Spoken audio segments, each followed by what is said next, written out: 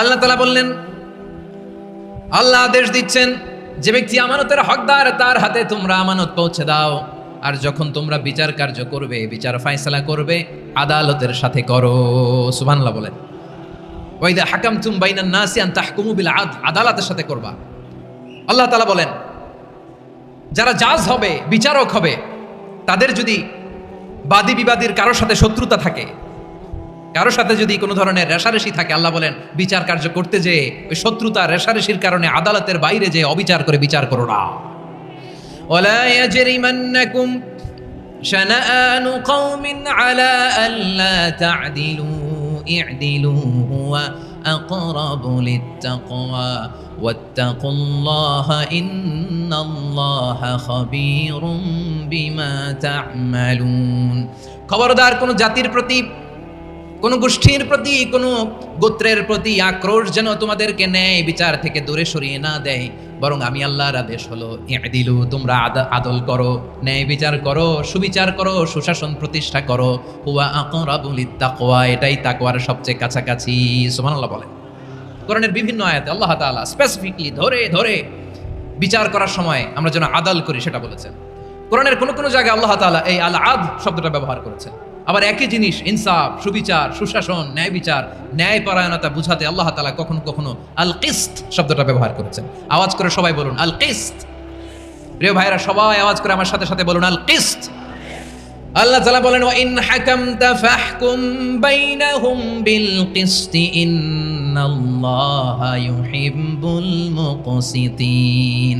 যখন তুমি বিচার করবে, বিশ্বনবীকে উদ্দেশ্য করে অ্যাড্রেস করে বললেন, নবী হে, ইহুদিরা কোনো বিষয়ে মীমাংসার জন্য যদি আপনার দরবারে আসে, যদি বিচার করতে হয়, খবরদার অবিচার করবেন না। ফয়সালা যেটা করবেন কিসতের সাথে করবেন, ন্যায় পরায়ণতার সাথে করবেন, কারণ ইন্নাল্লাহা ইউহিব্বুল মুকসিতিন, নিশ্চয় আল্লাহ রাব্বুল ইজ্জাত ন্যায় পরায়ণশীলদেরকে বড্ড ভালোবাসেন। সুবহানাল্লাহ বলেন। ন্যায় পরায়ণ লোকদেরকে আল্লাহ তাআলা বড্ড ভালোবাসেন। অন্য আয়াতে আল্লাহ তাআলা বলছেন, وَنَضَعُ الْمَوَازِينَ الْقِسْطَ لِيَوْمِ الْقِيَامَةِ فَلَا تُظْلَمُ نَفْسٌ شَيْئًا। আমি কিয়ামতের দিন ন্যায়পরায়ণতার মানদণ্ড স্থাপন করব, যেটাকে আমরা মিজানের পাল্লা বলি। আল্লাহ বলেন, ন্যায় বিচারের মানদণ্ড কিয়ামতের ময়দানে আমি আল্লাহ স্থাপন করব। সেদিন কারো প্রতি বিন্দু পরিমাণ, এক চুল পরিমাণ অবিচার করা হবে না, কোনো বিচার করা হবে না। সেদিন সুশাসন হবে, সুবিচার হবে, ন্যায় পরায়ণতার সাথে বিচার হবে। আওয়াজ করে পড়েন আল্লাহু আকবার। তাহলে প্রিয় ভাইরা, যে তিনটি বিষয়ে আল্লাহ তাআলা আমাদেরকে আদেশ দিয়েছেন, তার প্রথমটা হচ্ছে আদালত, ইনসাফ, সুবিচার, ন্যায় বিচার। এটা আমরা চাই কি চাই না? বিশ্বনবী ন্যায় বিচার, ন্যায় পরায়ণতা, সুশাসন প্রতিষ্ঠিত করেন কি করেন নাই? আপনারা বিশ্বনবীর সিরাত যারা পড়েছেন, আপনি দেখবেন বিশ্বনবীর সিরাতের পরতে পরতে, বাঁকে বাঁকে, সিরাতের বাঁকে বাঁকে এই আদালতের নমুনা মেলে। সুবহানাল্লাহ বলেন। ছোট্ট একটা নমুনা রাসূল সাল্লাল্লাহু আলাইহি ওয়াসাল্লামের আসসিরা আল আতরা থেকে ছোট্ট একটা নমুনা আপনাদের খেদমতে এখানে উপস্থাপন করি। বিশ্বনবী সাল্লাল্লাহু আলাইহি ওয়াসাল্লাম মক্কা বিজয় করলেন 8ম হিজরিতে। মক্কা বিজয় শেষে তিনি কয়েক সপ্তাহ মক্কাতে অবস্থান করলেন। ইন দ্য মিন টাইম মক্কার একটা ভেরি প্রেস্টিজিয়াস এন্ড ডিগনিফাইড ফ্যামিলির নারী চুরিতে ধরা পড়ল। কিসে ধরা পড়ল? সদাচরণের আদেশ দেন তিনি, তোমাদের নিকটাত্মীয়দেরকে দানের আদেশ দেন, আর তিনি তোমাদেরকে অশ্লীলতা থেকে নিষেধ করেন, মন্দ কাজ থেকে নিষেধ করেন, অবাধ্যতা সীমা লঙ্ঘন থেকে নিষেধ করেন। তিনি তোমাদেরকে উপদেশ দেন যাতে তোমরা শিক্ষা গ্রহণ করো। সুবহানাল্লাহ। উপদেশ দিচ্ছে স্বয়ংকে। তিনটা জিনিসের আদেশ। ইয়ামুরু বিল আদল, সুবিচার, ন্যায় বিচারের আদেশ তিনি দেন। ইহসানের আদেশ দেন যাতে আমরা ইহসান করি, একে অপরের প্রতি সুবিচার করি, মহানুভবতা দেখায়, অনুগ্রহ দেখায়, আর নিকট আত্মীয়দেরকে যেন আমরা দান করি। এই তিনটা আদেশ তিনি দিয়েছেন। আর কোন তিনটা জিনিস থেকে তিনি বারণ করেছেন? অশ্লীলতা, ফাহশা, মুনকার, মানে সব মন্দ আর অসৎ কাজ, এগুলো থেকে তিনি আমাদেরকে বারণ করেন। ওয়াল বাগি, অবাধ্যতা, সীমা লঙ্ঘন, এই তিনটা কাজ থেকে তিনি আমাদেরকে বারণ করেন। তিনি আমাদেরকে উপদেশ দেন, স্বয়ং আল্লাহ তাআলা আমাদেরকে উপদেশ দেন যাতে করে আমরা শিক্ষা গ্রহণ করি। সুবহানাল্লাহ পড়ে। তাহলে আসুন আমরা ধরে ধরে একটা একটা করে সামনের দিকে আগাই। আল্লাহ তাআলা প্রথমে আমাদেরকে আদেশ দিয়েছেন আদালের। ইন্নাল্লাহা ইয়া'মুরু বিল আদল। আওয়াজ করে বলুন আল আদাল। সবাই পড়ুন আল আদাল। আমরা উর্দু জানি, হিন্দি জানি, অনেকে ইংরেজিও জানি, কিন্তু আরবি শব্দগুলো আমাদের মুখ দিয়ে বেরোতে চায় না। আওয়াজ করে বলুন আল আদাল। মাশাআল্লাহ, ইন্নাল্লাহ ইয়া'মুরু বিল আদল। আল্লাহ তাআলা আমাদেরকে আদলের আদেশ দেন। আদল অনেকে না বুঝলেও আদালত শব্দটা বুঝবেন। আদালত, আদালত, আদালত বুঝেন না? যেখানে বিচার কার্যের ফয়সালা করা হয়, কোর্ট কাচারি আদালত, এটা তো ভেরি কমন। এটা শুনছেন না সবাই? আদালত, যেখানে ন্যায় বিচার হবে, সুশাসন হবে। কিন্তু ভাগ্যের কি নির্মম পরিহাস, ওখান থেকে মিথ্যা সাক্ষী দিয়ে মনমতো রায় দিয়ে দেয়া হয়। এগুলোর পরিবর্তন হওয়ার দরকার আছে না নাই? প্রিয় ভাইয়েরা, আদালত, আল আদ, ইংরেজিতে বলে জাস্টিস, ন্যায় বিচার, সুবিচার, সুশাসন, জাস্টিস, আল আদাল, সব জায়গায় এই জাস্টিস থাকা দরকার। Justice should be prevailed in the society. The mission of all prophet was to uphold the justice.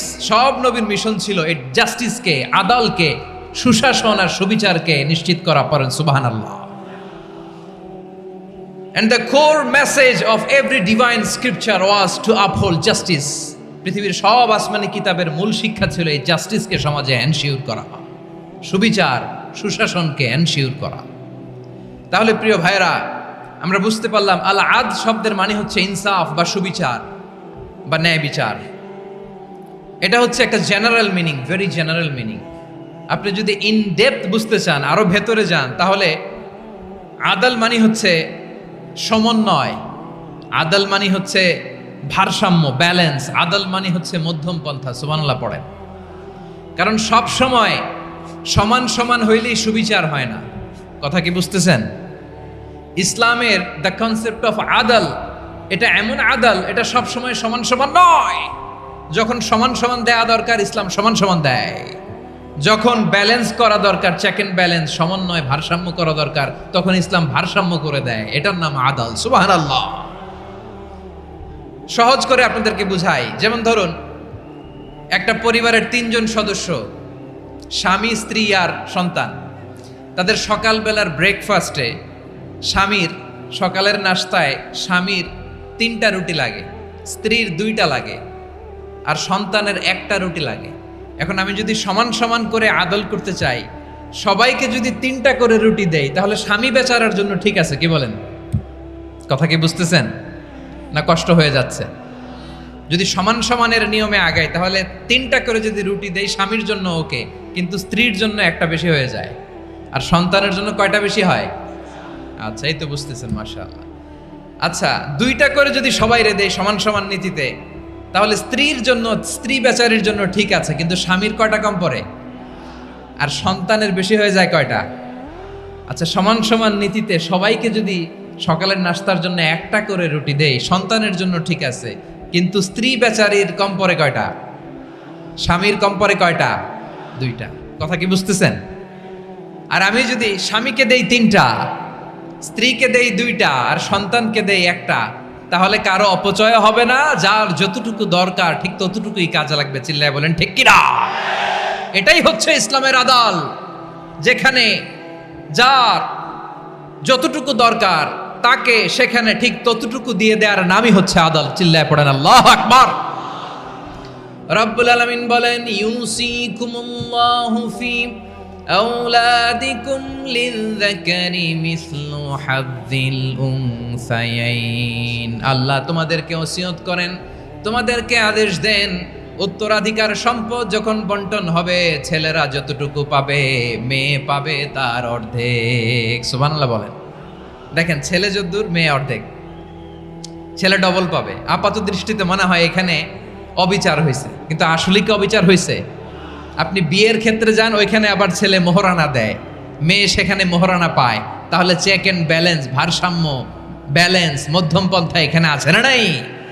এটাই হচ্ছে ইসলামের আদল। আল্লাহ তাআলা এই আদলের আদেশ দিয়েছেন, সুবিচার, ন্যায় বিচার, সুশাসন এবং ভারসাম্যের আদেশ দিয়েছেন। প্রিয় ভাইয়েরা, একটি শান্তিময় সমাজ, একটা সমৃদ্ধ সমাজ, একটা মানবিক সমাজ যদি আমরা পেতে চাই, এই আয়াতের মধ্যে যতগুলো পয়েন্ট আছে সবগুলোর বাস্তবায়ন লাগবে।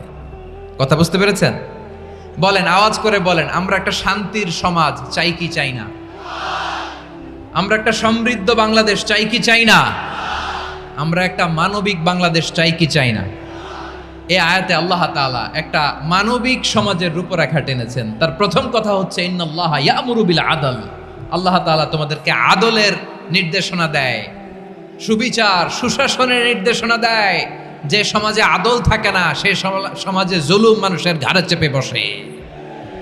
আদলের বিপরীত হচ্ছে জুলুম। আদলের বিপরীত কি? জুলুম বা জাওর, অত্যাচার, অবিচার, বৈষম্য। এই যে বৈষম্য বিরোধী ছাত্র আন্দোলন কমন পড়ছে? এই যে একজন সমন্বয়ক তো দেখা করলো আমার সাথে। জুলুম মানে হচ্ছে বৈষম্য। বৈষম্যের স্থান ইসলামে নাই, অবিচারের স্থান ইসলামে নাই, জুলুমের স্থান ইসলামে নাই। আল্লাহ তাআলা বলেন যে আমি জুলুমকে নিজের জন্য হারাম করেছি এবং তোমাদের জন্য হারাম করেছি।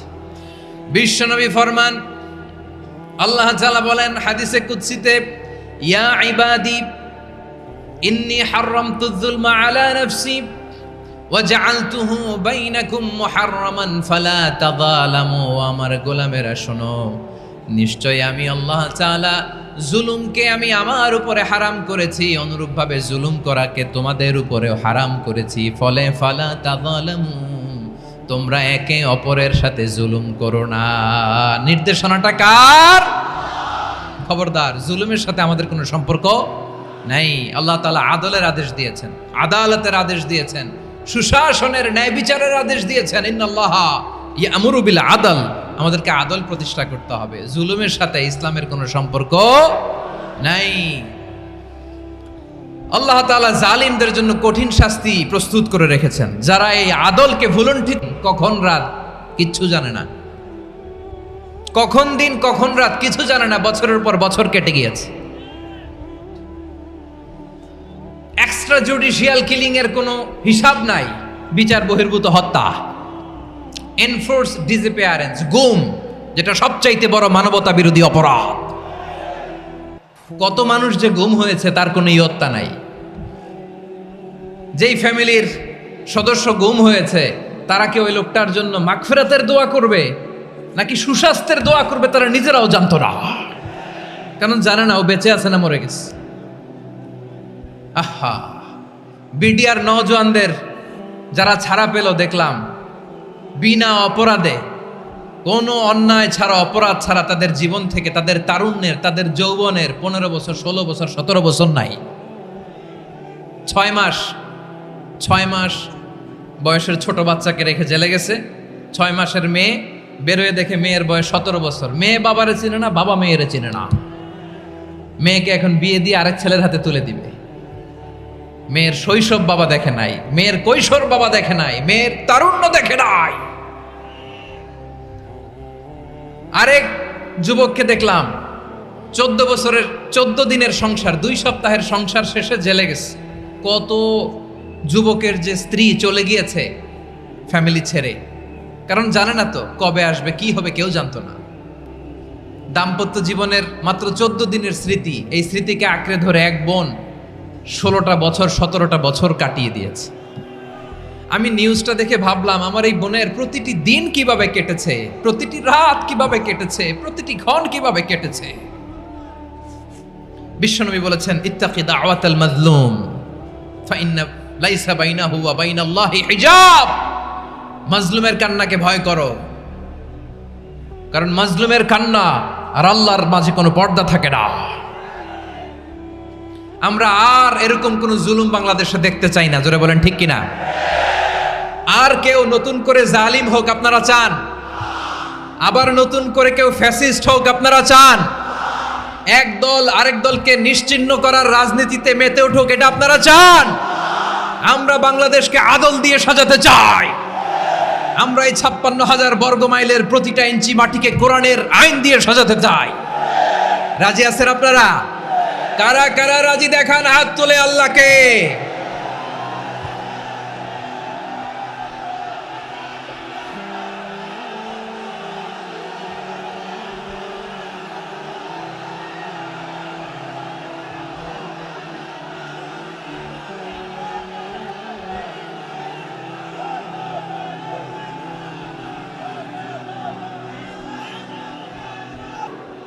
আমার প্রিয় বীর চট্টলার তৌহিদি মুসলমান, আমরা আর নতুন করে কেউ জালিম হোক এটা চাই না, নতুন করে আবার কেউ ফ্যাসিস্ট হোক আমরা চাই না, এক দল আরেক দলকে নিশ্চিহ্ন করার রাজনীতি করুক আমরা চাই না। আমরা সুশাসনের বাংলাদেশ চাই, আমরা মানবিক বাংলাদেশ চাই, আমরা একটা সমৃদ্ধ বাংলাদেশ চাই, আমরা বিশ্বের বুকে সম্মান নিয়ে মাথা উঁচু করে দাঁড়াতে চাই, ঠিক কিনা বলেন? আল্লাহ বললেন, এটা যদি তোমরা চাও, একটা সমৃদ্ধ সমাজ যদি বিনির্মাণ করতে চাও, মানবিক সমাজ যদি বিনির্মাণ করতে চাও, আমি তোমাদেরকে সেজন্য প্রথমে আদালতের নির্দেশ দিলাম। ইন্নাল্লাহা ইয়া'মুরু বিল আদল, নিশ্চয় আল্লাহ তাআলা তোমাদেরকে ন্যায় বিচার সুশাসন এটার আদেশ দেন। সুবহানাল্লাহ।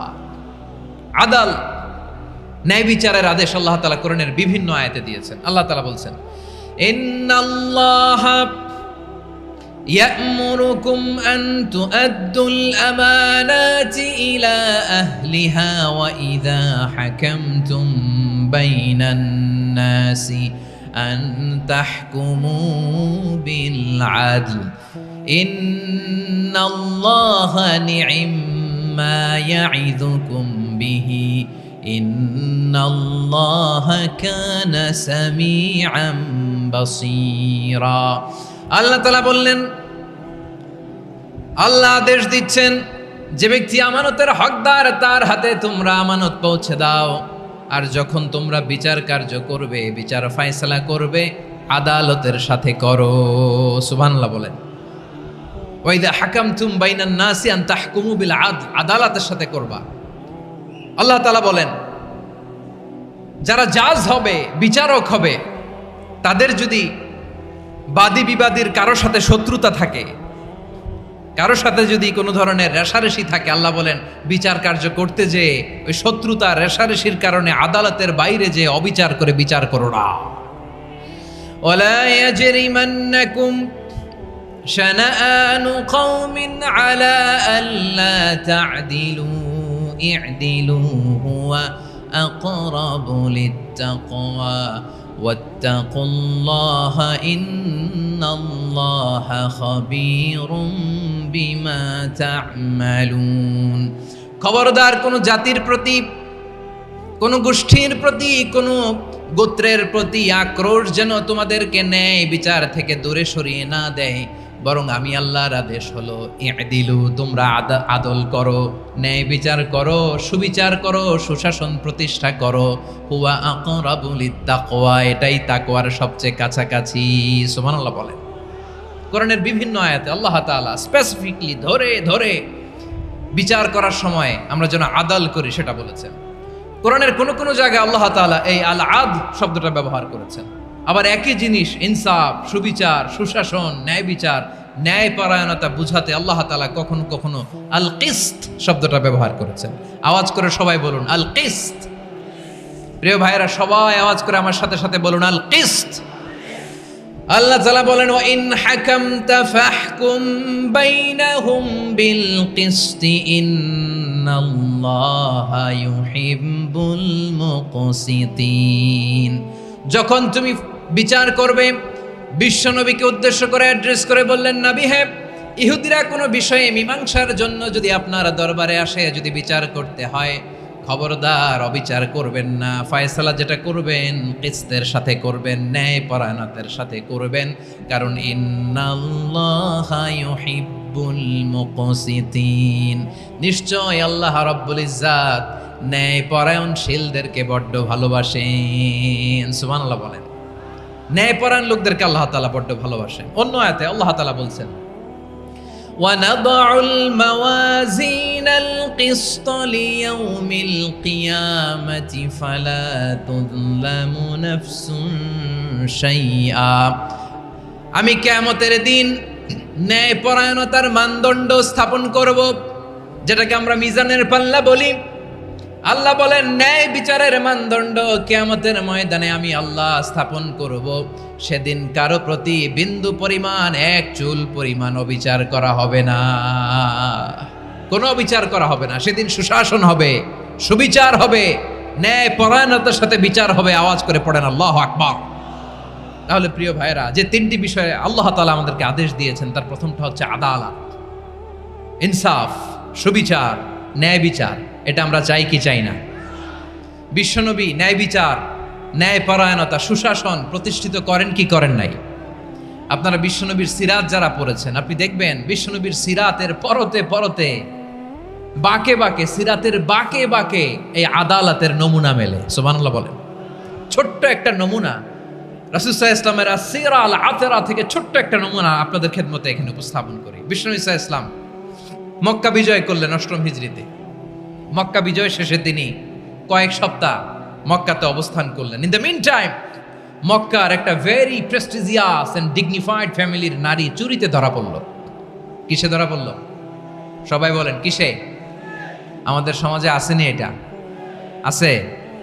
ছোট না বড়? হ্যাঁ, হিসাব করে শেষ করা যায় না। ৩.৫ লাখ কোটি টাকা নাই উন্নয়ন প্রকল্পের নামে। উন্নয়ন প্রকল্পের নামে ৩.৫ লাখ কোটি টাকা নাই। ৩.৫ লাখ কোটি টাকা লিখতে পারবেন আপনি? এক টানে লিখতে পারবেন? বুঝতেছেন কত বড় সংখ্যা? হ্যাঁ, বনু মাখজুমিয়া গোত্রের এক নারী মক্কায় চুরিতে ধরা পড়ল। বলেন তো, চুরি করলে বিধান কি? কি কাটতে হবে? চুরির বিধান হলো হাত কেটে দাও। দাও সেটা গোপনে নয়, প্রকাশ্যে জনসম্মুখে হাত কেটে দাও। বনু মাখজুমিয়া গোত্রের নারী যখন চুরিতে ধরা পড়ল, সাহাবারা চিন্তায় পড়ে গেলেন। সবেমাত্র মক্কার লোকেরা কালিমা পড়ে মুসলমান হয়েছে, ইসলামের আইন কানুন তেমন জানে না, ইসলামী শরিয়ার সাথে বেশি পরিচিত নয়। এখন যদি বিশ্বনবী চুরির যেই বিধান এটা যদি কায়েম করে হাত যদি কেটে দেয়, না জানি মক্কার লোকেরা আবার বিগড়ে যায়, না জানি মক্কার লোকেরা আবার মুরতাদ হয়ে যায়, না জানি মক্কার লোকেরা ইসলাম থেকে দূরে সরে যায়। চলো চলো, সাহাবীরা মিলে পরামর্শ করলেন, চলো বিশ্বনবীর কাছে যে বলি, ও নবী, শুধু কেবলমাত্র একমাত্র এই নারীর জন্য চুরির হাত কাটার বিধানটা আপনি একটু থামিয়ে দেন। চুরির হাত কাটার যে বিধান এখানে একটু রহিত করে দেন, বাকিগুলা কইরেন মদিনাতে যে চলবে, কিন্তু মক্কায় এবারের জন্য মাফ করে দেন। কিন্তু কে বলবে? এই যে পরামর্শ, সাজেশন, এটা কে দিবে বিশ্বনবীর কাছে? সাহাবারা চিন্তায় পড়ে গেলেন। আল্লাহর নবীর সামনে দাঁড়িয়ে আল্লাহর দেয়া হুদুদ, আল্লাহর দেয়া বিধান থামিয়ে দেওয়া, মাফ করে দেওয়া, এই কথা বিশ্বনবীর সামনে বলার সাহস তো কেউ রাখে না। কেউ কেউ বলল, বিশ্বনবীর পালক পুত্র যায়েদ বিন হারেসার সন্তান উসামারে বিশ্বনবী নাতির মতো আদর করে, বড্ড বেশি ভালোবাসে উসামারে। এজন্য সাহাবারা উসামাকে বলতো হিব্বু রাসূলিল্লাহ, বিশ্বনবীর ভালোবাসা। কি বলতো? সাহাবীরা বললেন, বিশ্বনবীর ভালোবাসা হিব্বু রাসূলিল্লাহ, উসামারে পাঠাও। উসামারে বিশ্বনবী নাতির মতো স্নেহ করে, মায়া করে, ভালোবাসে। আমরা পারবো না, উসামা পারবে। সবাই মিলে ফুলিয়ে ফুসিয়ে ওসামাকে, ছোট্ট ওসামাকে রাজি করালো। ওসামা, এমন এমন কথা যে তুমি বিশ্বনবীর কাছে বলতে হবে, পারবা নাকি? ওসামা বলে, পারবো। সাইয়েদনা ওসামা রাদিয়াল্লাহু তাআলা আনহু তরুণ সাহাবী বিশ্বনবীর কাছে গেলেন, যে বললেন, নবী, বনু মাখজুমিয়া গোত্রের এক নারী চুরিতে ধরা পড়েছে, এবারের জন্য কি এই মহিলাটারে মাফ করে দিলে হয় না? এবারের জন্য একটু ক্ষমা করা যায় না নবী? বিশ্বনবী বলেন, আতাশফাউ ফি হাদ্দিম মিন হুদুদিল্লাহ, তোমার এত বড় সাহস উসামা, তুমি আল্লাহর হাত, আল্লাহর দেয়া বিধান, এটার ব্যাপারে সুপারিশ করতে এসেছো? তোমরা কি জানো তোমাদের আগে যত কওম, যত গোত্র, যত জনপদ ধ্বংস হয়েছে তার কারণ ছিল তাদের মধ্যে গরিবরা অন্যায় করলে তারা বিচার করত, আর ধনীরা অন্যায় করলে তারা মাফ করে দিত। খবরদার! ওয়া আইমুল্লাহ লাউ আন্না ফাতিমাতা বিনতি মুহাম্মাদিন সারাকাত লাকাতা মুহাম্মাদুন ইয়াদাহা। বিশ্বনবী বললেন, ওরে ওসামা, বানু মাখজুমিয়ার ওই প্রেস্টিজিয়াস এন্ড ডিগনিফাইড ফ্যামিলির মেয়ে তো দূর কি বাত, অনেক দূরের কথা। জেনে রেখো ওসামা, আমার কলিজার টুকরা, নয়নের পুটুলি ফাতেমাও যদি মক্কার জমিনে আজকে এই চুরির দায়ে ধরা পড়তো, আমি বিশ্বনবী মুহাম্মাদুর রাসূলুল্লাহ ধরে ফাতেমার ডান হাতটা কেটে দিতে এক বিলম্ব দেরি করতাম না। ইন্নাল্লাহা ইয়া'মুরু বিল আদল, আমাদেরকে জাস্টিস শিখায়, পশ্চিমারা আমাদেরকে ইনসাফ শিখায়, আমাদেরকে সুশাসন শিখায়। আর ইনসাফ, সুশাসন, ন্যায় বিচার, সুবিচার, জাস্টিস কারে বলে বিশ্বনবীর বায়োগ্রাফি থেকে জেনে নাও। এই ছিল বিশ্ব ইসলামের আদালতের নমুনা। আপনি যদি সাইয়েদনা ওমর ফারুকের জীবনের দিকে তাকান, এমন কঠোর, এমন বীর সেনানী ছিলেন। সাইয়েদনা ওমর ফারুক যদি রাস্তার এই মাথা দিয়ে হাঁটা শুরু করতেন, শয়তান ওমর ফারুককে দেখলে ওই রাস্তা রেখে দিয়ে অন্য রাস্তা দিয়ে হাঁটতো। সুবহানাল্লাহ। ওমর ফারুক রাদিয়াল্লাহু তাআলা আনহু কি পার্সোনালিটি ছিল, কি পার্সোনালিটি। আমাদের এলাকায় ছোট বাচ্চারা রাতে ভাত খেতে চায় না, আমার মেয়েটাও খেতে চায় না। এই এটা দিব, ওইটা দিব, আজকে মাহফিলে আসার সময় বলে দিছে লিস্ট করে এটা এটা আনতে হবে। তো ছোট্ট বাচ্চাদের অনেক বায়না থাকে, ওরা রাতে খেতে চায় না। তো মায়েরা বিভিন্ন ভয় দেখায়, এই বাঘ আসবে, বাঘ আসবে খাও, এই ভূত আসবে, ভূত আসবে খাও। আপনারা কি বলেন চট্টগ্রামে? কি আসবে? হ্যাঁ, ভূত, ভূত, ভূত আসবে, বাঘ আসবে, খাও খাও খাও, তাড়াতাড়ি খাও। তো বাচ্চারা এগুলো শুনে ভয়ে খেতে শুরু করে। মদিনার জামিনেও একই ঘটনা ঘটতো। মদিনার ছোট্ট ছোট্ট সোনামণিরা খেতে চাইতো না। তো মায়েরা বলতো, হা হুয়া ইয়াতি উমর, হা হুয়া ইয়াতি উমর, ওই যে ওমর আসতেছে, উমর। ওমরে ফারুকের কথা শুনলে বাচ্চারা একেবারে ঠান্ডা। সুবহানাল্লাহ পড়বেন না?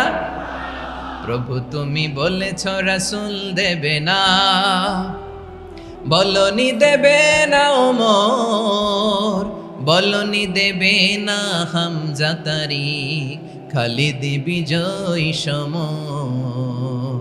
প্রভু তুমি বলেছ রাসূল দেবে না, বলনি দেবে না ওমর, বলনি দেবে না হামজা তারিক, খালিদ বিজয় সমর। প্রভু তুমি বলেছ রাসূল দেবে না। আল্লাহু আকবার। ওমর ফারুক রাদিয়াল্লাহু তাআলা আনহু, ওনার কথা শুনলে গায়ের মধ্যে গুজবাম হয়, গায়ের পশমগুলো দাঁড়িয়ে যায়। সুবহানাল্লাহ বলেন। কি পার্সোনালিটি ছিল, কি ব্যক্তিত্ব ছিল। মুনাফিকরা ওমর ফারুককে জমের মতো ভয় পেতেন। শয়তান, খুদ শয়তান এই রাস্তা দিয়ে আসলে শয়তান অন্য রাস্তা দিয়ে হাঁটত। ওমর ফারুক রাদিয়াল্লাহু তাআলা আনহুর জীবনে যদি দেখেন, তাহলে সেখানে আপনি আদালতের, ইনসাফের, সুশাসনের, জাস্টিসের নমুনা দেখতে পাবেন। কয়টা শুনবেন?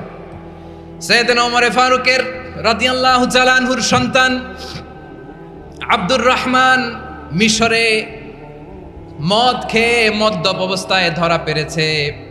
মদ খাওয়ার কারণে, মদ যদি কেউ পান করে আর যদি প্রমাণিত হয়, তার বিচার হলো 80 বেত। আওয়াজ করে বলেন কয় বেত?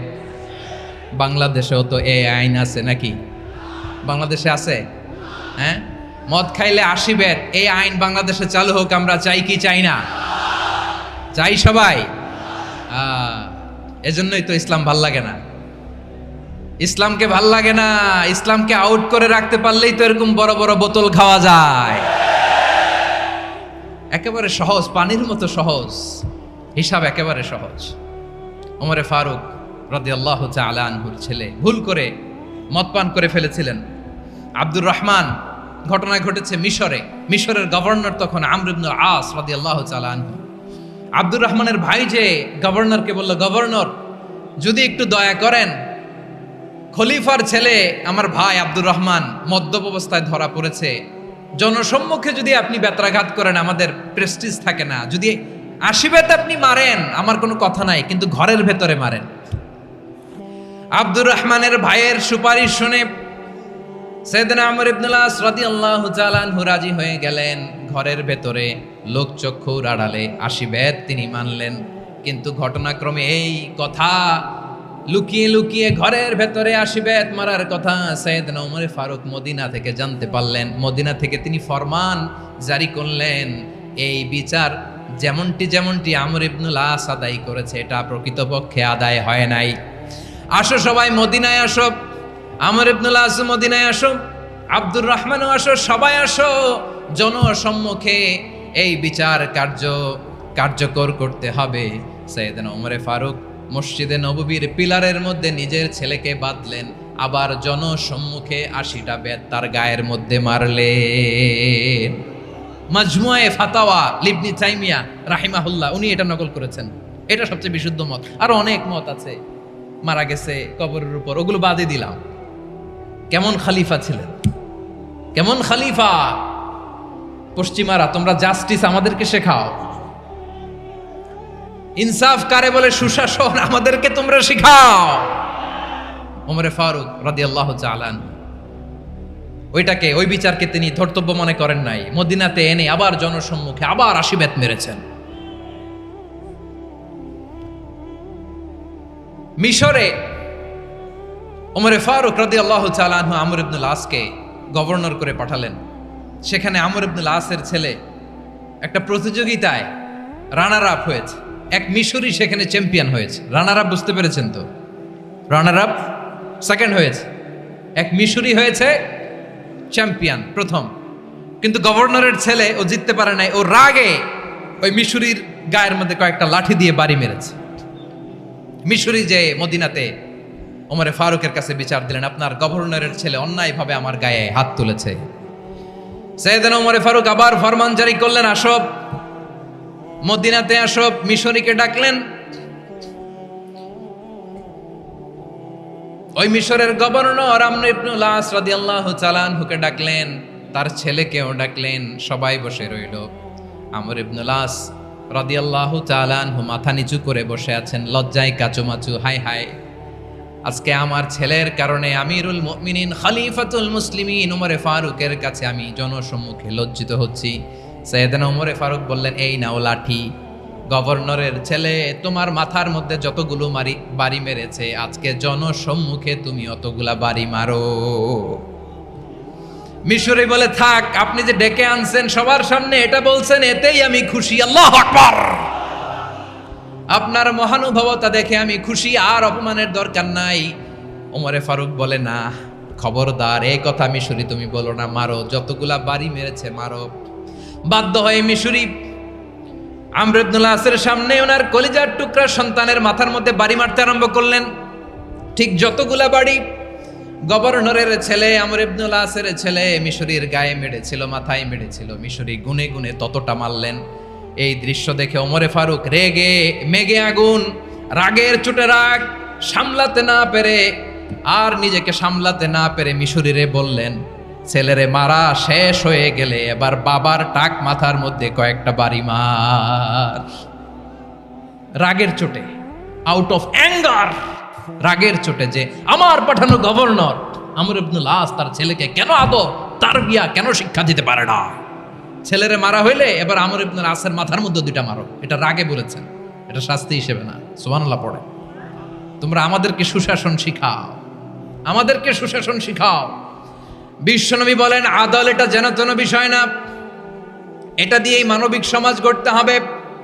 আল্লাহ তাআলা কিয়ামতের কঠিন ময়দানে, যেদিন স্বামী স্ত্রীকে চিনবে না, স্ত্রী স্বামীকে দেখে পালিয়ে যাবে, বন্ধু বন্ধুরে চিনবে না, পীর সাহেব মুরিদরে চিনবে না, মুরিদ পীর সাহেবরে চিনবে না, দলের কর্মী তার নেতারে চিনবে না, নেতা তার কর্মীরে চিনবে না, বন্ধু বন্ধুরে দেখে পালাবে। এই কঠিন মুহূর্তে সূর্যটা মাথার কাছে চলে আসবে, জমিনটা তামার জমিন হবে, আজকের জমিনের মতো নয়। মানুষ ঘর্মাক্ত, ক্লান্ত, শ্রান্ত মাথার মগজগুলো কানের ছিদ্র আর নাকের ছিদ্র দিয়ে বেয়ে বেয়ে পড়বে। বিশ্বনবী ফরমান, কিয়ামতের ওই কঠিন ময়দানে 7 শ্রেণীর ব্যক্তিকে রব্বুল আলামিন তার আরশের নিচে ছায়া দিবেন। তার মধ্যে প্রথম শ্রেণীর ব্যক্তি হলো ইমামুন আদিল। ইমামুন আদিল, ন্যায়পরায়ণ শাসক, যে ইনসাফের সাথে বিচার করে, যে জাস্টিস সমাজে সার্ভ করে, যে সুশাসন নিশ্চিত করে, ওই ইমামুন আদিল। আদিল শব্দটা বুঝছেন না? ইন্নাল্লাহা ইয়া'মুরু বিল আদল, পাইছেন? আদিল। 7 শ্রেণীর ব্যক্তিকে আল্লাহ তাআলা সুশীতল আরশের নিচে ছায়া দিবেন, যেদিন তার দেয়া ছায়া ছাড়া কোনো ছায়া থাকবে না। এর প্রথম হচ্ছে ইমামুন আদিল, ন্যায়পরায়ণ শাসক। চিল্লায় বলেন সুবহানাল্লাহ। আবার বিশ্বনবী বললেন, ইন্নাল মুকসিতিনা ইনদাল্লাহি আলা মানাবিরা মিন নূর আন ইয়ামিনির রহমান। কিয়ামতের দিন যারা ন্যায়পরায়ণ হিসেবে আল্লাহর সামনে দাঁড়াবে, কিয়ামতের দিন রব্বুল আলামিন তার আরশের ডান দিকে ওই ন্যায়পরায়ণ লোকদের জন্য আরশের ডান দিকে একটা নূরের মিম্বারে তাদেরকে বসার সুযোগ করে দিবে। আল্লাহর আরশের ডান দিকে ন্যায়পরায়ণ লোকদের জন্য আল্লাহ তাআলা নূরের মিম্বার বানাবে। চারটেখানে কথা মনে করেছেন? আল আদাল, জাস্টিস, ইন্নাল্লাহা ইয়া'মুরু বিল আদল। আল্লাহ তাআলা এই আদালতের নির্দেশনা দেয়, সুবিচার, সুশাসন। প্রিয় ভাইয়েরা, এটা আমরা বাংলাদেশে চাই কি চাই না? এই যে অরাজকতা, এই যে অন্যায়, এই যে জুলুম, এই যে ইনকনসিস্টেন্সি, সমাজের অসঙ্গতির প্রধান কারণ জাস্টিস নাই, সুবিচার নাই, সুশাসন নাই। শেষবারের মতো আওয়াজ করে বলেন তো, আমরা বাংলাদেশে আদল চাই কি চাই না? তাহলে প্রথম নির্দেশনা শেষ, আল্লাহ তাআলা তোমাদেরকে আদলের আদেশ দেন। এরপরে আল্লাহ বললেন, আমি তোমাদেরকে ইহসানের আদেশ দেই। ইন্নাল্লাহা ইয়া'মুরু বিল আদলি ওয়াল ইহসান। আমি তোমাদেরকে যেমনি আদলের নির্দেশনা দেই, তেমনি ভাবে তোমাদেরকে ইহসানের নির্দেশনা দেই। ইহসান, আওয়াজ করে সবাই বলেন তো ইহসান। সবাই বলেননি, সবাই বললে এতটুকু আওয়াজ হবে আমি বিশ্বাস করি না। আওয়াজ করে বলুন আল ইহসান। ইহসান মানে কারো প্রতি সফট হার্টেড হওয়া, মহানুভব হওয়া, অনুগ্রহ পরায়ণ হওয়া, অনুগ্রহশীল হওয়া, একে অপরের প্রতি দয়াদ্র হওয়া। একে অপরের প্রতি দয়াদ্র, অনুগ্রহশীল হওয়া ছাড়া মানবিক সমাজ কশিনকালেও গঠন করা সম্ভব না। প্রিয় ভাইয়েরা, সুন্দর আচরণ দিয়ে, ইহসান দিয়ে যা জয় করা যায়, নরম আচরণ দিয়ে যেটা অর্জন করা যায়, কঠোরতা দিয়ে সেটা পারা যায় না। বিষ্ণু ঈসা ইসলাম ইহসান দিয়ে, কোমল আচরণ দিয়ে, তার অনুগ্রহ দিয়ে তিনি অনেক কাফিরের হৃদয়কে জয় করে ফেলেছেন। সাইয়েদনা সুমামা ইবনে উসাল রাদিয়াল্লাহু তাআলা আনহুর কথা মনে পড়ে যায়। তিনি ছিলেন ইয়ামামার বাদশা। মদিনাতে বিশ্বনবীকে হত্যা করার নিয়তে এসেছিলেন। গোপনে গোপনে বিশ্বনবীকে হত্যা করে আবার ইয়ামামাতে তিনি ফিরে যাবেন। কিন্তু কি অবাক করা কাণ্ড, হত্যা করতে পারে নাই, সাহাবাদের হাতে তিনি ধরা পড়ে গেলেন। সাইয়েদনা সুমামা ইবনে উসাল রাদিয়াল্লাহু তাআলা আনহু হত্যার নিয়তে আসলেন, কিন্তু হত্যা করতে পারলেন না। সাহাবারা ওনাকে ধরে ফেললেন, ধরে মসজিদে নববীর পিলারের মধ্যে বেঁধে রাখলেন। সুমামা ইবনে উসাল, সিরাত থেকে শুনেন, সিরাত থেকে শোনাচ্ছি। রাদিয়াল্লাহু তাআলা আনহু ইয়ামামার অধিপতি ছিলেন। ইয়ামামা বিশ্বনবীকে হত্যার জন্য আসছেন, ধরা পড়ে গেছেন, এখন মসজিদে নববীতে বেঁধে রাখছে, তার মানে বন্দী। এখন স্ট্যাটাস কি? বন্দী, ক্যাপটিভ। বিষ্ণু ঈসা ইসলাম সাহাবাদেরকে বললেন, তার খোঁজ খবর নিও, সুমামা ইবনে উসালের খোঁজ খবর নিও। সাহাবার বলেন, ইয়া রাসূলুল্লাহ, আপনাকে হত্যা করতে এসেছে, তার তো কঠিন ক্যাপিটাল পানিশমেন্ট হওয়া দরকার, কঠিন শাস্তি হওয়া দরকার। বিশ্বনবী বললেন, না, আমি যেটা জানি তোমরা সেটা জানো না, তোমরা সুমামার সাথে ভালো আচরণ করো। বিশ্বনবী সুমামার কাছে গেলেন। প্রথম দিন যে তিনি কালেমার দাওয়াত দিলেন, ইমানের দাওয়াত দিলেন, ইসলামের দাওয়াত দিলেন, রিসালাতের দাওয়াত দিলেন, আখিরাতের দাওয়াত দিলেন। পরের দিন যে বিশ্বনবী সালাতের দাওয়াত দিলেন, যাকাতের দাওয়াত দিলেন, ইসলাম কি, কিভাবে, কেমন করে পালন করতে হয় চমৎকার আর্টিকুলেট করতে শুরু করলেন। তন্ময় হয়ে সুমামা ইবনে উসাল রাদিয়াল্লাহু তাআলা আনহু বিশ্বনবীর কথাগুলো শুনতে আরম্ভ করলো। একদিন নয়, 2 দিন নয়, টানা 3 দিন বিশ্বনবী সুমামার কাছে ইসলামকে প্রেজেন্ট করেছেন, উপস্থাপন করেছেন। আওয়াজ করে বলেন, কয় দিন? 3 দিন। 3 দিন মসজিদে নববীতে বাঁধা। আর সাহাবীদেরকে বললেন, তার খোঁজ খবর নিও, তোমরা যে রুটি বানাও এর মধ্যে সবচেয়ে ভালো আটার রুটিটা তারে দিও, সবচেয়ে রিফাইন্ড খেজুর, যেটা পিওর খেজুর, এটা তারে দিও। আর বিশ্বনবী নিজের উট থেকে দুধ দহন করে ওনার বাড়ির এক কর্মচারীকে বলেছেন, দুধ দহন করে সুমামার জন্য নিয়ে যেও। সুবহানাল্লাহ পড়বেন না? সবাই তো অবাক, ইয়ামামা থেকে আসছে নবীকে হত্যা করতে, বিশ্বনবী দেখে তারে জামাই আদর করে, তাকে মজার মজার খাবার দিও, দুধ দিও, আদর আপ্যায়ন করো। 1 দিন নয়, 2 দিন নয়, টানা 3 দিন বিশ্বনবী এভাবে সুমামার কাছে যেয়ে ইসলামকে প্রেজেন্ট করতে আরম্ভ করলেন, ইসলামকে উপস্থাপন করতে শুরু করলেন। আর তাকে চমৎকার এন্টারটেইনমেন্ট, আপ্যায়ন দিতে আরম্ভ করলেন। টানা 3 দিন যখন ইসলামের দ্য বিউটিজ অফ ইসলাম, ইসলামের সুমহান বাণী, সৌন্দর্য তার কাছে উপস্থাপন শেষ, তাকে আপ্যায়ন শেষ, বিশ্বনবী বললেন সাহাবেদেরকে, যাও এবার সুমামার হাতের পায়ের রশি দুটো খুলে দাও। তারা বললেন, ইয়া রাসূলুল্লাহ, কি বলেন আপনি? ও তো হত্যাকারী, সুযোগ পায় নাই, আপনারে মারতে পারে নাই, ছেড়ে দিলে আবার ও আপনার উপর তলোয়ার নিয়ে ঝাঁপিয়ে পড়বে। নবী, এই সিদ্ধান্ত আপনি নিতে যাবেন না। বিশ্বনবী বললেন, যেটা বলেছি সেটা করো, সুমামার রশিগুলো ছেড়ে দাও। সুমামার হাতে পায়ের রশিগুলো যে তোমরা খুলে দাও। সাহাবারা তর্ক জুড়ে দিলেন, লা ইয়া রাসূলুল্লাহ, এমনটা করবেন না, তো ভয়ঙ্কর ভয়ঙ্কর খুনি, কি জানি কি হয়ে যায়। বিশ্বনবী বললেন, না, তার হাতে পায়ের রশিগুলো খুলে দাও। সাহাবারা বিশ্বনবীর কথা মতো তার হাতে পায়ের রশিগুলো খুলে দিল। সুমামা মুহূর্তের মধ্যে মসজিদে নববী থেকে বের হয়, ইয়ামামায় ফিরে না যে মসজিদে নববীর পাশে একটা খেজুর বাগান ছিল, সেখানে চলে গেলেন। সেখানে একটা ছোট্ট কুয়া ছিল, কুয়ার পানি দিয়ে তিনি গোসল করলেন। সুবহানাল্লাহ পড়েন। কুয়ার পানি দিয়ে গোসল করে মসজিদে নববীর সামনে এসে বিশ্বনবী এবং সাহাবাদের সামনে দাঁড়িয়ে সাব্বাবা উঁচু করে বললেন, আশহাদু আল্লা ইলাহা ইল্লাল্লাহ ওয়া আশহাদু আন্না মুহাম্মাদান আবদুহু ওয়া রাসূলুহু। আল্লাহু আকবার। আমি সাক্ষ্য দিচ্ছি আল্লাহ ছাড়া কোনো ইলাহ নাই, আর মুহাম্মদ আল্লাহ তাআলার প্রেরিত বান্দা এবং রাসূল। প্রিয় ভাইয়েরা, ইহসান দিয়ে যা জয় করা যায়, কঠোরতা দিয়ে সেটা কঠিনকালেও জয় করা যায় না। আওয়াজ করে বলেন ঠিক কি না? এবার সুমামা দাঁড়িয়ে বলে, ওগো নবী, আমি তো কালিমা পড়ে মুসলমান হয়ে গেলাম, এবার শোনেন, এই মুহূর্তের আগে আপনার চেহারার চাইতে নিকৃষ্ট কোনো চেহারা আমার কাছে ছিল না, কিন্তু শাহাদা পাঠ করার পরে আপনার চেহারার চাইতে উত্তম শ্রেষ্ঠ কোনো চেহারা আমার কাছে আর নাই। ও নবী, আজকের দিনের আগে ইসলাম ধর্মের চেয়ে নিকৃষ্ট অপছন্দনীয় কোনো ধর্ম আমার কাছে ছিল না, কিন্তু এই মুহূর্ত থেকে ইসলামের চেয়ে সেরা শ্রেষ্ঠ পছন্দনীয় কোনো ধর্ম আমার কাছে নাই। নবী গো, আজকের দিনের আগে মদিনার চাইতে অপছন্দনীয় নিকৃষ্ট কোনো শহর আমার কাছে ছিল না, কিন্তু এই মুহূর্তের পর থেকে মদিনার চাইতে কোনো শ্রেষ্ঠ শহর আমার জানা নাই। সে ছিল গমের বড় ডিলার, গম বেচতো। কি বেচতো? তার গম কিনে মক্কার লোকেরা রুটি খাইতো। সে ঘোষণা দিল, আজকে থেকে মক্কাবাসীদের জন্য সব গম আমি হারাম করে দিলাম, মক্কাবাসী এখন না খেয়ে মরে। সুবহানাল্লাহ পড়বেন না? মক্কাবাসী বিশ্বনবীর কাছে আসলেন, এসে বললেন, মুহাম্মদ, আমরা তো তোমার ভাই, তোমার চাচা, তোমার ভাতিজা, তোমার আত্মীয়, তুমি সুমামারে বলো সে যেন আবার গমের সাপ্লাই মক্কার জন্য অনুমতি দিয়ে দেয়। বিশ্বনবীর অনুমতি ক্রমে সুমামা আবার মক্কাতে গম পাঠাতে শুরু করলো। পড়েন সুবহানাল্লাহ। ইহসান, ইহসান দিয়ে আপনি যেটা জয় করতে পারবেন, you can win the heart of your enemies. ইহসান দিয়ে আপনি আপনার শত্রুর হৃদয়কে জয় করতে পারবেন। আওয়াজ করে বলেন ঠিক কি না?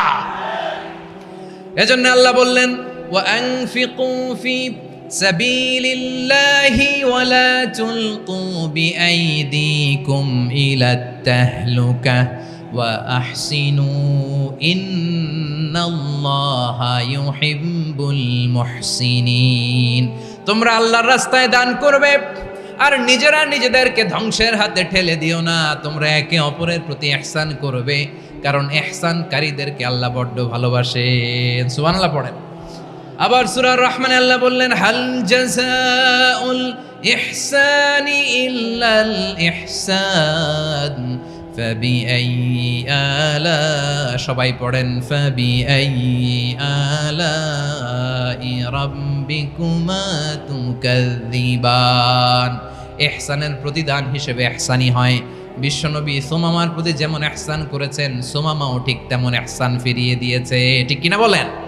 তাহলে এক নম্বরে হচ্ছে আদ, ন্যায় বিচার। দুই নম্বরে সবাই বলেন ইহসান, সদাচরণ। ইহসান দুই ধরনের প্রিয় ভাইরা, ইহসান ফিল ইবাদা, ইহসান ফিল মুআমালা।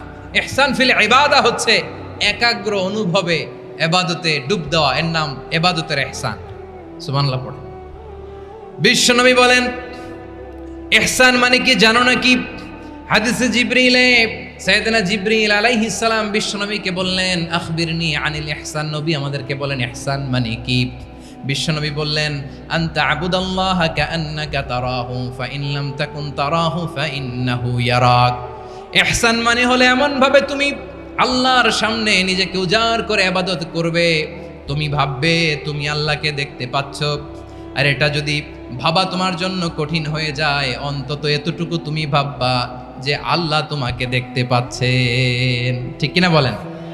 ও আমার বীর চট্টলার ভাইয়েরা, কেউ যেটা দেখে না সেটা দেখে কে? এই বিশ্বাস হৃদয়ের মধ্যে আছে? নামাজে যখন দাঁড়ান এই ফিলিংসটা আনা যাবে? হ্যাঁ, এশার সালাত তো এখনো হয় নাই না? আলোচনা শেষে এশার সালাত এখানে অনুষ্ঠিত হবে, তাই না? আচ্ছা বলুন তো, আমরা এশার সালাত পর্যন্ত বেঁচে থাকবো এই গ্যারান্টি আছে কার কার? হাত তোলেন। কয়েকজন হাত তুলছে পেছনে, না বুঝে তুলে ফেলছে। এশা পর্যন্ত যে আমরা হায়াত পাবো কোনো গ্যারান্টি আছে? সবাই আওয়াজ করে বলেন, গ্যারান্টি আছে? গ্যারান্টি নাই। এই জন্য বিষ্ণু ইসলাম বলেছে, এমন ভাবে নামাজে দাঁড়াও, ইবাদত করো, মনে করো হতে পারে এটাই আমার জীবনের শেষ নামাজ। Perform the salah as if this is your last and final prayer. এমন ভাবে সালাতে দাঁড়াও, ভাবো হতে পারে এটাই তোমার জীবনের শেষ নামাজ। এমন ভাবে নামাজে দাঁড়াও, ভাবো এটাই শেষ নামাজ। তাহলে নামাজে একাগ্রতা বাড়ায় দিবে কে? ফলে ইবাদতের ইহসান আমাদের অর্জিত হবে। আর মুআমালাতে ইহসান হলো,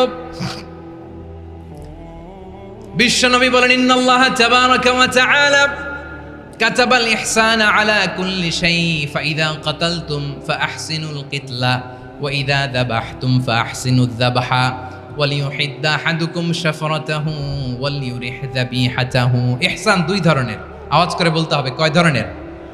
সবাই বলুন আওয়াজ করে, কয় ধরনের? একটা হচ্ছে ইহসান ফিল ইবাদা, ইবাদতে ইহসান। ইবাদতে ইহসান কি? একাগ্র অনুভব দিয়ে ইবাদত করা, মন প্রাণ দিয়ে ইবাদত করা। আর মুআমালাতে ইহসান কি?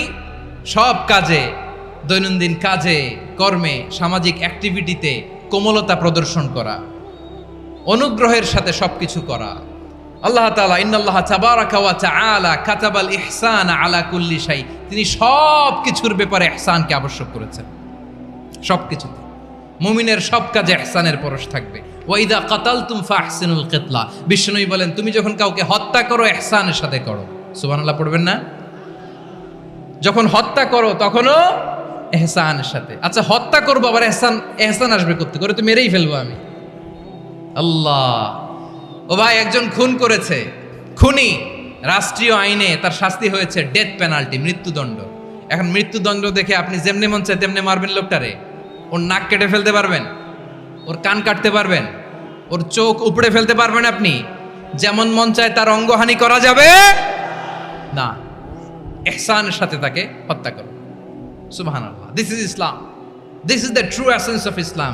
ওয়া ইযা যাবাহতুম ফাহসিনুয যাবহা, যখন জবাই করবে তখনও ইহসানের সাথে জবাই করো। করব জবাই, ওইখানেও নাকি ইহসান। আচ্ছা কুরবানির দিন আমরা পশুগুলোরে কি করি বলেন সবাই আওয়াজ করে? জবাই। জবাই মানে তো এটার মেরেই ফেলতেছি, একটু পরে তো টুকরো টুকরো করে গোশতগুলো খাবো, এটা তো খাবো, এটা তো মেরেই ফেলবে। বিষ্ণু বলে না, জবাইয়ের মধ্যেও মুমিনের জবের ভেতরেও ইহসানের পরশ থাকা চাই। যখন জবাই করবে প্রাণীটাকে হাত পা টাইট করে বেঁধে নাও, ছুরিটাকে শার্পেন করে নাও, ধারালো করে নাও, যাতে অল্প সময়ে জবাইটা হয়ে যায়, প্রাণীটা যাতে কম কষ্ট পায়। সুবহানাল্লাহ পড়েন। দিস ইজ কল্ড ইহসান। ইহসান আল্লাহ তাআলা যেমনি আদলের আদেশ করেছেন, ন্যায় বিচার, জাস্টিস এনশিওর করতে বলেছেন, সমাজে ইহসানের ব্যবহার, ইহসানের অনুশীলন তিনি করতে বলেছেন। এজন্য মুমিনের প্রতিটি কাজে, আমার চট্টগ্রামের ভাইয়েরা আমার দিকে তাকান, খেয়াল করে শুনুন, মুমিন জীবনের প্রতিটি কাজে ইহসানের পরশ থাকা চাই। আমরা যেন আমাদের পরিবারের প্রতি ইহসান করি, আমরা যেন আমাদের কর্মচারীদের প্রতি ইহসান করি, আমরা যেন আমাদের কলিগদের প্রতি ইহসান করি, আমরা যেন আমাদের ভাইদের প্রতি ইহসান করি। মুমিন জীবনের প্রতি কাজে ইহসানের পরশ থাকার দরকার আছে না নাই? কথা বুঝতে পেরেছেন? তাহলে আল্লাহ তাআলার তিনটা আদেশ ছিল, কয়টা গেল? ভুলে গেছে চট্টগ্রাম। তিনটা আদেশের মধ্যে কয়টা বললাম? প্রথমে কি ছিল? আদল। 2 নম্বরে, 3 নম্বরে রব্বুল আলামিন বললেন ওয়া ইতা ইদিল কুরবা, নিকটাত্মীয়দেরকে দান করো। নিকটাত্মীয়দেরকে দাও, যারা তোমাদের ব্লাড কানেকশনের আত্মীয় তাদেরকে তোমরা দাও। এখানে জেনারেলি বললেন দাও, কি দিব সেটা তিনি এখানে বলেন নাই, সেটা তিনি সূরাতুল ইসরার মধ্যে বলেছেন। আল্লাহ বলেন ওয়া আতিযাল কুরবা হাক্কাহ, নিকট আত্মীয়দেরকে তাদের অধিকার, তাদের প্রাপ্য তোমরা বুঝিয়ে দাও। দেখেন, একটা শান্তির সমাজ, একটা সমৃদ্ধ সমাজ, একটা মানবিক সমাজ গঠনের জন্য আল্লাহ তাআলা বেশি না, মাত্র 3টা অর্ডার, 3টা ভার্ডিক্ট তিনি জারি করেছেন। 1 নাম্বার সুশাসন, ন্যায় বিচার। 2 নাম্বার ইহসান। 3 নাম্বার নিকটাত্মীয়, যারা কাছের, তোমার ভেরি ক্লোজ রিলেশনশিপে আছে, তাদেরকে দাও। দাও, দিলে বাড়িয়ে দেয় কে? অনেকে দিতে চায় না, কৃপণতা করে। দিলে বাড়ায় দেয় কে? ও মিয়া, মদিনার মধ্যে সবচাইতে গরিব সাহাবী ছিল বেলাল রাদিয়াল্লাহু তাআলা আনহু। ওনার এন্টায়ার অ্যাসেট, সম্পদের পরিমাণ কতদূর জানেন? একটা লুঙ্গি। বেলাল রাদিয়াল্লাহু তাআলা আনহু, ওনার টোটাল ওয়েলথের এস্টিমেশন হচ্ছে মাত্র একটা লুঙ্গি। একটা লুঙ্গি, টোটাল ওয়েলথ এস্টিমেশন, টোটাল সম্পদের পরিমাণ বেলাল রাদিয়াল্লাহু তাআলা আনহুর কি ছিল? কথা বোঝে নাই বোধহয়। কি ছিল? ওই বেলাল রাদিয়াল্লাহু তাআলা আনহুকে বিষ্ণু ইসলাম বলেছেন, আনফিক ইয়া বেলাল, ও বেলাল তুমিও দাও। ওয়ালা তাখশা মিন যিল আরশি ইখলালা, আরশের অধিপতির তো কোনো ঘাটতি নাই, তুমি দিলে ওই আল্লাহ তোমারে বাড়ায় দিবে। এজন্য আমার প্রিয় ভাইয়েরা, দিলে কমে না, দিলে বাড়ে। অনেকে ধরে রাখে, নতুন কিছু নিতে পারে না, হাত দিয়ে যেটা ধরে রেখেছেন এটা দিয়ে দেন, বড় একটা ধরার সুযোগ পাবেন। জোরে বলেন ঠিক কিনা? ধরেন 5 কেজি ওজনের একটা ধরে রাখছেন, এখন 10, এটা না ছাড়লে 10 কেজি ধরতে পারবেন আপনি? আচ্ছা, 10 কেজির জিনিস একটা আছে হাতে, ওইটা যদি ছেড়ে দেন তাইলে না 15 কেজি ধরতে পারবেন? কথা বলেন ঠিক কিনা? তাহলে দিলে বাড়িয়ে দেয় কে? রব্বুল আলামিন বললেন 3 নাম্বার আদেশ হলো তোমাদের প্রতি সমাজটারে কেমন করে মানবিক সমাজ, সুন্দর সমাজ গড়বা। 3 নাম্বার আদেশ হলো ওয়া আতিদাল কুরবা হাক্কা, নিকটাত্মীয়দেরকে তাদের প্রাপ্য বুঝিয়ে দাও। এই নিকটাত্মীয়দেরকে তাদের অধিকার বুঝিয়ে দেওয়া, প্রাপ্য বুঝিয়ে দেওয়াতে আমাদের গাফলতি আছে না নাই? চট্টগ্রামে নাই? মাশাআল্লাহ আছে, আছে। অনেকে দেখবেন অনেক আল্লাহওয়ালা, তাহাজ্জুদ গুজার, সেজদা দিতে দিতে কপালে কালো দাগ ফেলে দিছে, সে তার বোনের হকটা আদায় করে নাই। আছে না নাই? হ্যাঁ, এখানেও আছে। সর্বনাশ। অনেক বড় হাজী সাহেব, বিশাল লম্বা দাড়ি, ছেলেরে সব দিয়ে দিছে, মেয়েরে কিছু দেয় নাই, মেয়ের হক আদায় করে নাই। আছে না নাই? এই হাজী সাহেবেরা, এই আল্লাহওয়ালারা কিয়ামতের ময়দানে আটকে যাবে। আপনি অন্যের অধিকার নষ্ট করেছেন, তাদের রাইটসকে ভায়োলেট করেছেন। এজন্য আল্লাহ তাআলা বলেন, কারো অধিকার যদি কেউ নষ্ট করে, ওই সমাজটা মানবিক সমাজ কঠিনকালেও হতে পারে না। এজন্য 3 নম্বর আল্লাহ বললেন ওয়া ইতা ইদিল কুরবা, নিকটাত্মীয়দেরকে দাও। কি দিবা? তাদের অধিকার দিয়ে দাও।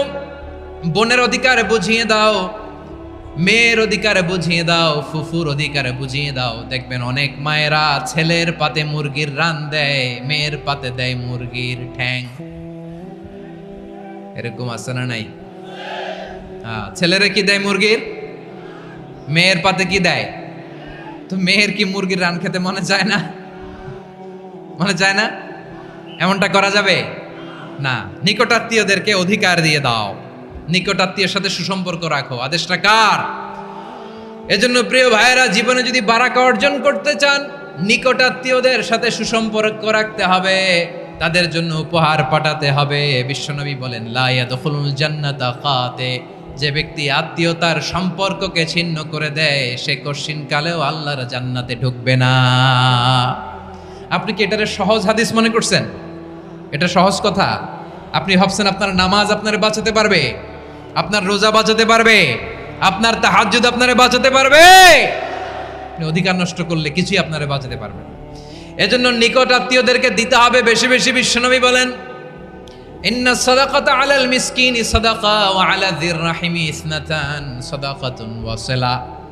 মিসকিনরে দান করলে শুধু দানের সওয়াব হয়, নিকট আত্মীয়কে দান করলে 2টার সওয়াব হয়। সাদাকার সওয়াব হয়, আবার আত্মীয়তার বন্ধন অটুট রাখার সওয়াব হয়ে যায়।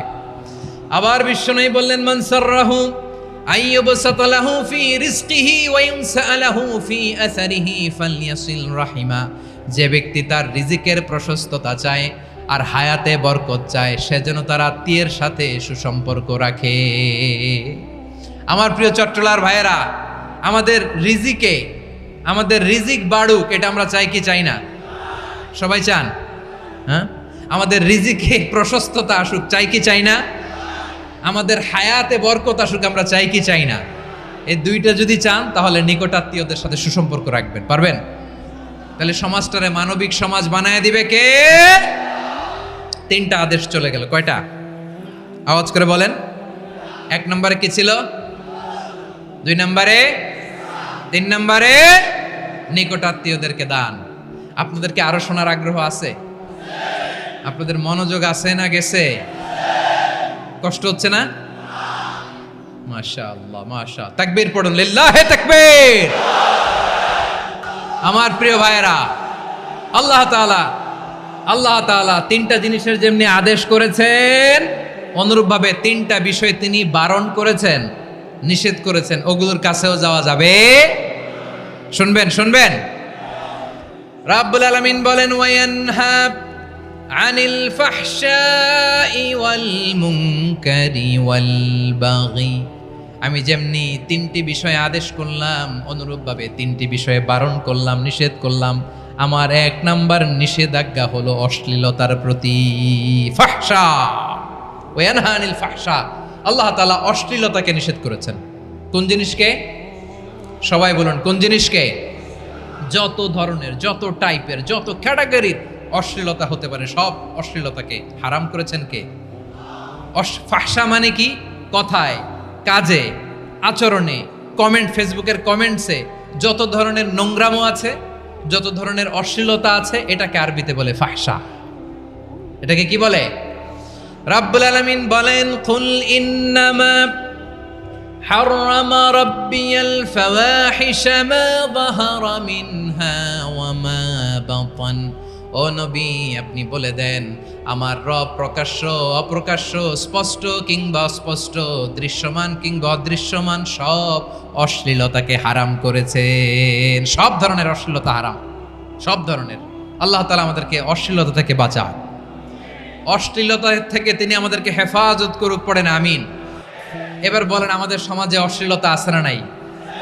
চট্টগ্রামে নাই? আমি কই নাই, ওনারা বলে আছে। দেখছেন, আমি সামহাও বাঁচায় দেওয়ার ট্রাই করতেছি, ওনারা বলে আছে। অশ্লীলতা নানা ভাবে, নানা নামে, নানা মোড়কে আমাদের সমাজে আছে না নাই? সংস্কৃতির নামে, ফ্যাশনের নামে, বিনোদনের নামে, উপন্যাসের নামে, কনসার্টের নামে অশ্লীলতা আছে না নাই? আপনি দেখেছেন কনসার্টগুলোর অবস্থা? এই যে আতিফ আসলাম যে আসছে আমাদের দেশে, তারপর কে কে আসছে, আমাদের তরুণ তরুণীরা, আমাদের যুবক যুবতীরা, আমাদের জেনজিরা, কি অবস্থা ওইখানে? হ্যাঁ, কি অবস্থা? কে বাঁচাবে ওদের? কে রক্ষা করবে ওদের ইমানের, ওদের চরিত্রের হেফাজতের গ্যারান্টি কে দিবে? কনসার্টের নামে অশ্লীলতা আছে না নাই? ছেলে মেয়ে একে অপরকে জড়ায় ধরতেছে, একে অপরকে চুমু খাচ্ছে, প্রকাশ্যে, দিবালোকে, গণমানুষের সামনে। আল্লাহ তাআলা এই অশ্লীলতা থেকে আমাদেরকে বেঁচে থাকতে বলেছেন, বেঁচে থাকতে বলেছেন। রূপালী জগতের নামে অশ্লীলতা আছে না নাই? এই টার্মটা আপনারা জানেন না? রূপালী জগৎ কি জগৎ? আসলে কি রূপালী জগৎ না অন্ধকার জগৎ? আমার বোনেরা, আপনাদেরকে যে কি বলে তারা বুঝায়, রূপালী জগৎ শুনেই আপনি ভরকে যাবেন না। রূপালী জগতে যে নারী যত বেশি উলঙ্গ, সে নাকি তত বেশি সাহসী। জানেন, বলে এটা একটা সাহসী নারী, খুব সাহসী পদক্ষেপ তার। যত বেশি শরীর থেকে কাপড় নামাতে পারবে, যত বেশি বস্ত্রহীন হয়ে নিজেকে প্রেজেন্ট করতে পারবে, সে নাকি তত বেশি সাহসী। আমার চট্টলার ভাইয়েরা, শয়তানের প্রথম এজেন্ডা ছিল বনি আদমকে বস্ত্রহীন করা। সে আদম এবং হাওয়া আলাইহিস সালামকে নিষিদ্ধ গাছের ফল খাইয়ে তাদেরকে বস্ত্রহীন করেছে। এই জামিনেও সে আমাদেরকে বস্ত্রহীন করতে চাইবে। এই রূপালী জগতের নামে তারা এটা করে। আমার প্রিয় বোনেরা, আপনি জানেন না আপনার দাম কত? ওরা আপনাদেরকে বিজ্ঞাপনের সস্তা পণ্য বানাতে চায়। ওরা আপনাদেরকে ওদের ভোগের লিপসার টুলস বানাতে চায়। ওরা আপনাদেরকে দিয়ে ওদের খায়েশ পূরণ করতে চায়। এটা আপনাদের জন্য মোটেও ডিগনিটি নয়, এটা আপনাদের জন্য সম্মান নয়। আপনার সম্মান শালীনতায়, আপনার সম্মান হেজাবে, আপনার সম্মান ভদ্রতায়, আপনার সম্মান আপনার ডিসেন্ট পোশাকে। পোশাক বলে দেয় এই নারীটা ভদ্র না অভদ্র। পোশাক বলে দেয় এই মেয়েটা কোন ঘরের মেয়ে। আওয়াজ করে বলেন ঠিক কিনা? আপনি জানেন না আপনারা সস্তা পণ্য বানায়, ভোগের পণ্য, বিলবোর্ডে আপনাকে উলঙ্গ করে উপস্থাপন করে। এই অশ্লীলতার সাথে ইসলামের কোনো সম্পর্ক। এজন্য আল্লাহ বলেন আমি অশ্লীলতাকে হারাম করেছি। অশ্লীলতাকে হারাম করার প্রথম কারণ হলো এর মাধ্যমে মানবতাকে অপমানিত করা হয়। কারণ মানুষের সম্মান মানুষের পোশাকে।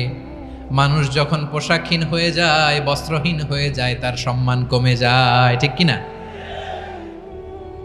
অশ্লীলতাকে হারাম করার প্রথম কারণ হচ্ছে মানুষ মানুষকে অপমান করে। একটা নারী, সে তো সম্মানিত, নারী যে কত সম্মানিত নারীর এটা বুঝেই নাই। বিশ্বনবী বলেন আর দুনিয়া কুল্লুহা মাতা ওয়া খায়রু মাতা'আদ দুনিয়া আল মারআতুস সালিহা। আমার বোনেরা, 5টা প্যান্ডেলে আপনারা এলইডিতে আমার আলোচনা শুনছেন, আমি জানি। আপনাদের এই গর্ভ যে কত দামি আপনি জানেন না। আপনার পেট থেকেই আসবে আগামী দিনের সালাহুদ্দিন আল আইয়ুবী। আপনার পেট থেকেই আসবে অনাগত দিনের ইমাম মাহদী আল মুনতাজার। আপনার পেট থেকেই আসবে অনাগত দিনের ফয়সাল, ওয়াসিম, মুগ্ধ, আবু সাইদের মতো বীর যোদ্ধা।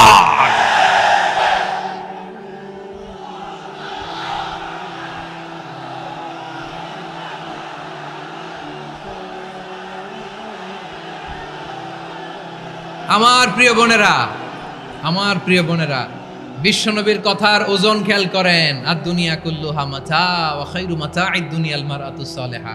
দুনিয়ার সবকিছুই অ্যাসেট, এর মধ্যে সবচেয়ে দামি অ্যাসেট নেককার নারী। আপনার গর্ভ যে কত দামি আপনি জানেন না। নিজের সময়টাকে কাজে লাগান, কোরআন পড়েন, সুন্নাহ পড়েন। আপনার অনেক দায়িত্ব ঘরে। You are the MD of your family. একটা family it's a very big institution. পরিবার একটা অনেক বড় প্রতিষ্ঠান। and you are the MD of your institution. আপনি এই পরিবারের MD, managing director of your family. এখানে আপনার কত দায়িত্ব।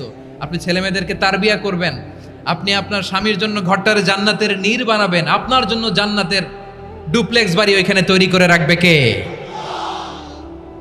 আপনি যে কত দামি আপনি জানেন না। নারীদেরকে আল্লাহ বানিয়েছেন উচ্চতর করে, নিম্নতর নয়।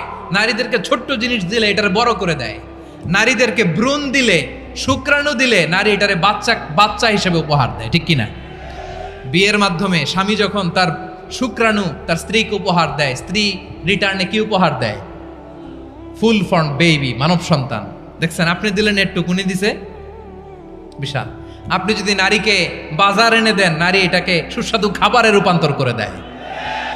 আপনি তাকে একটা মুচকি হাসি দিয়ে দেন, সে তার কলিজা দিয়ে দেয়। কিন্তু যদি আপনি তার মনে কষ্ট দেন, সে আপনার জীবনকে জাহান্নাম বানায়া দেয়।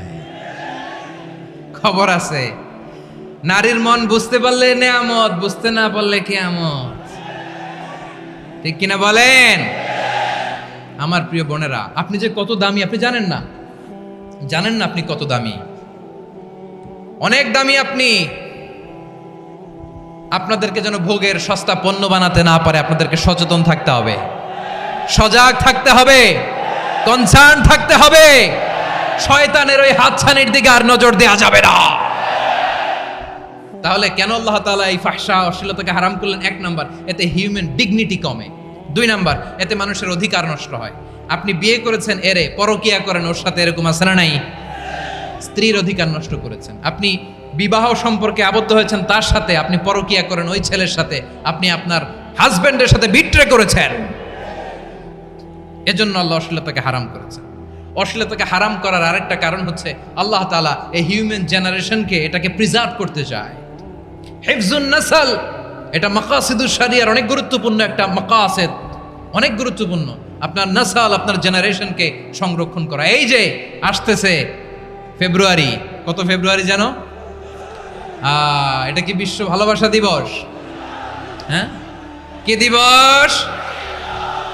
এই বিশ্ব ভালোবাসা দিবসের সাথে মুসলমানদের কোনো সম্পর্ক নাই। আমার প্রিয় ভাইরা, এই যে আপনি অবৈধ সম্পর্কে জড়ালেন, কেন আল্লাহ অশ্লীলতাকে হারাম করেছে দেখেন। বলতেছিলাম যে এটা আপনার নাসাল, আপনার জেনারেশন, আপনার লিনিয়েজ, আপনার বংশকে প্রিজার্ভ করা, কে কার বাবা, কে কার মা, বাবা মা জানা, প্রজন্মকে প্রিজার্ভ করা, এটা ইসলাম ওয়াজিব করে দিয়েছে। এই যে অবৈধ সম্পর্কের কারণে, বিশ্ব বেহায়া দিবসের কারণে, এগুলোর আউটকাম, আউটপুট হিসেবে মাঝে মাঝে এই ঢাকা মেডিকেলের ডাস্টবিনে নবজাতকের বাচ্চার কান্নার আওয়াজ শুনতে পাওয়া যায়। চট্টগ্রাম মেডিকেলের ডাস্টবিনে নবজাতকের কান্না শুনতে পাওয়া যায়। বীর চট্টলার মুসলমানেরা বুঝতে পারলে আওয়াজ করে বলেন, এই যে চট্টগ্রাম মেডিকেলে যে নবজাতকটা পাওয়া গেল, ওর বাবাকে আমাকে বলেন, ওর বাবাকে, ওর মাকে, ও কোন ফ্যামিলির সন্তান কেউ জানে? আপনি হিউম্যান ডিগনিটিকে অপমান করেছেন না? আপনি তার ভবিষ্যৎকে অন্ধকার করেছেন না?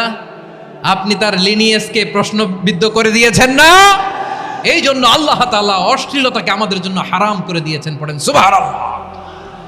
এই জন্য রাব্বুল আলামিন বলেন, কুল ইন্নামা হারামা রাব্বিয়াল ফাওয়াহিশা মা যাহারা মিনহা ওয়া মা বাতান। প্রকাশ্য অপ্রকাশ্য সব অশ্লীলতাকে হারাম ঘোষণা করে দিয়েছে কে? আবার দুনিয়ার বুকে যারা অশ্লীলতার প্রসার করে তাদের জন্য শাস্তি মজুদ রেখেছে কে? রাব্বুল আলামিন বলেন, ইন্নাল্লাযীনা ইউহিব্বুনা আন তাশিআল ফাহিশাতু ফিল্লাযীনা আমানু লাহুম আযাবুন আলীমুন ফিদ দুনিয়া ওয়াল আখিরাতি ওয়াল্লাহু ইয়ালামু ওয়া আনতুম লা তা'লামুন। নিশ্চয়ই যারা বিশ্বাসীদের মাঝে অশ্লীলতার প্রচার প্রসার করতে চায় তাদের জন্য আমি মর্মন্তুদ শাস্তি প্রস্তুত করে রেখেছি, দুনিয়াতেও রেখেছি, আখিরাতেও রেখেছি। ঘোষণাটা কার?